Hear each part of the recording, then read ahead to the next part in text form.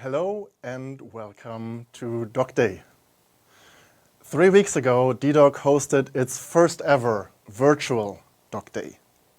And we were really blown away by not only the number of patient advocates from around the world who were in contact with us, who asked us if they could talk, if they could present their advocacy work, but even more so, we were blown away by the hundreds and thousands of people watching us live, but especially also after the fact. So tonight or this morning, depending on where you are, we're doing it again. Welcome to dedoc's second virtual docday. Welcome to ISPAD. Since yesterday, our dedoc Voices participate in the annual meeting of ISPAD. ISPAD is the International Society for Pediatric and Adolescent Diabetes. dedoc Voices are patient advocates. It's a group of around 50 patient advocates that we have handpicked and selected. They have applied to be part of this group. And what they do is they attend this conference, the annual meeting of ISPAD. They attend the scientific sessions, the poster presentations, the industry symposia. They listen, then they filter what they themselves consider relevant for people with diabetes. They translate this content first into, let's say, lay language, so in the language that people with diabetes around the world will appreciate and understand. They often design pictures around it, take screenshots, etc. And they often also translate to different languages, meaning ISPAD is, of course, international and in English, but they might translate to Spanish, to Italian. I've seen posts in Korean, I've seen posts in languages I definitely do not understand, but many people with diabetes out there will follow. So this is what our dedoc Voices do, and you can find them and follow them on Twitter, on Facebook, on Instagram, on whichever medium they use. You can follow them by following the hashtag dedoc and the hashtag ISPAD2020.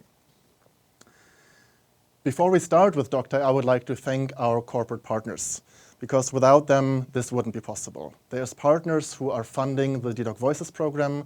Parts of this funding is also making this possible, the docday, meaning renting the studio and the equipment. I would like to thank my great technical team here in Copenhagen, in Berlin, and in Zurich. We're doing this virtually as well, which has been quite a challenge.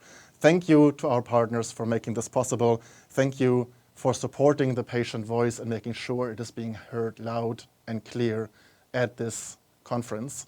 And also thank you for ISPAD, of course, for having us here, because ISPAD has been actively coming to dedoc, to this community, and they have asked us to come take part and do exactly what I was just explaining, making sure scientific knowledge also reaches people with diabetes around the world through their preferred medium.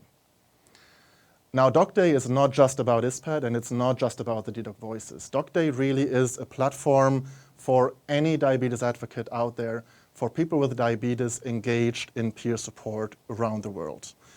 It is a platform for people with diabetes, their friends, their relatives, to raise their voices, to talk about what they do, talk about their projects, their initiatives, all this work, this advocacy work in peer support that is very often going unnoticed, unheard, unthanked for, but that is so important for people like us, people like me, people living with diabetes. docday is also a safe space, and dedoc is a safe space. It's a community. It's a community created by people with diabetes for people with diabetes. It's a place where we can talk about our hopes, our dreams, but also our fears, where we can exchange, support, help each other. If this is your first time at docday, if it's your first time you hear about dedoc, then just, I'd say, enjoy the ride. Because in the next 2 hours or so, you will hear amazing voices, as I said, from all around the world, from India to Europe to the US and back, presenting what they do best, their work, and doing what is kind of the motto of dedoc, of this community, pay it forward. I would like to ask you to make ample use of the chat if you're following this via Facebook Live, because we will monitor that and the speakers will monitor it afterwards. And if there's any questions you want to ask, some of them we may be answering live, others we will try and answer as best as we can later down the road.